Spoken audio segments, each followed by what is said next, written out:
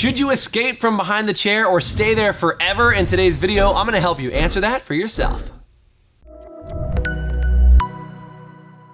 Hey, it's Jason Everett from highperformancesalon.com, where we help you become a profitable salon owner. So here's the question. If you work full-time behind the chair, when is the right time to get out from behind the chair and actually run your business? Well, first of all, if you're working by yourself and you're the only one there, well, it's gonna be really hard for you to get out from behind the chair and have somebody else work if you're not there yourself. So what you really wanna do is start building a base of people around you as a salon owner, probably to the point where you get to maybe 7 or maybe even 10 people.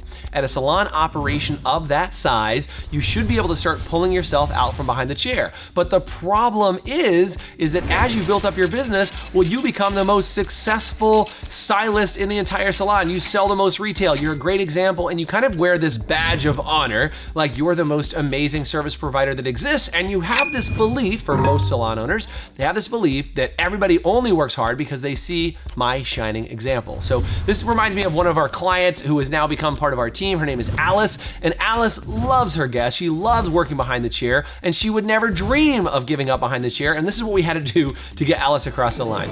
We had to say, is Alice, we want you to go from having to work behind the chair to choosing to work behind the chair. Did you catch that distinction? So having to work behind the chair versus choosing to work behind the chair. Because when you choose to work behind the chair, you set your own hours. You decide when you want to work. You work with only the very best guests, your deeply connected, loving guests that you like, and you can shed some of those other guests. That's a really important deal. So the way you can know if it's time for you to get out behind the chair is if you have enough of a base of a team that will allow you to start transitioning just your lower 10 or 20% of your clients. You should be transitioning some of those to other people. The easiest way to do that is for you to be able to start limiting your time. So maybe you work 5 or 6 days a week. Well, set one day aside every single day or every single week to start working on your business, then start setting 2 days aside and maybe even 3 days aside.